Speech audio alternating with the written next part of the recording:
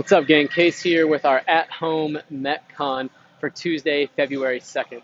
Single modality, tough benchmark test today. Great for testing your stamina and endurance, though.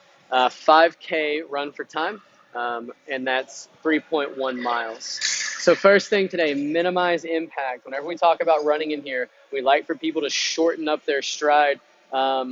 Most of the time compared to what they traditionally do. That keeps them from striking out in front and allows them to strike underneath their center of gravity a bit more.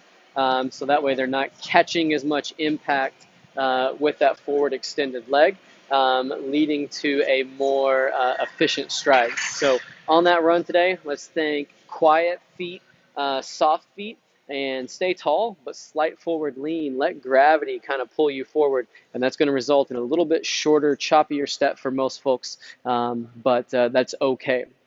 From there, know your baseline and don't overreach. So if you've never ran a 5K before, or maybe if it's been a long time since you've ran a 5K, don't go out and run for a hard clip the entire time, even if you're physically capable.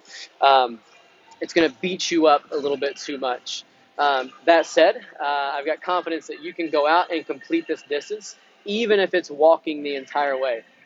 You'll get it done in under an hour. But a long aerobic endurance test, still good to test. You could also go the route of walk run. So maybe you set a timer on your watch, you run for a minute, walk for a minute, or maybe it's a distance. You run for a half mile, you walk for a quarter mile or a half mile.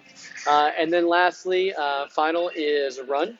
And, with that method, once again, if it's been a long time since you've ran a 5K, try to settle into a consistent pace, minimize that impact, focus on some more of the technique pieces.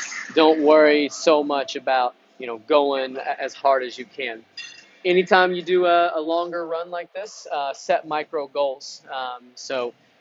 After you start that run, your goal number one is to get to that first half mile mark. Or for me, if I know my 5K course, then I'll typically shoot for some kind of physical waypoint. Oh, I got to make it down to the corner of the next street. And then I'm going to try to keep my pace up to the corner of the next street. So set those micro goals to make that run a little more digestible. And then rhythmic breathing. So this will help control your breathing. It'll also help control your heart rate. Try to breathe in for X amount of steps and breathe out for X amount of steps. So I know on a longer run like this, I'll typically try to breathe in for 4 steps, out for 4 steps. I know if I can't keep that breathing rhythm, then I've probably pushed a little bit harder and I'm going to hit a wall, or I've pushed too hard and I'm going to hit a wall.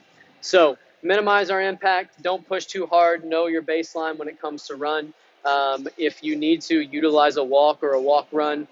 Set those micro goals and remember to come up with a consistent breathing pattern.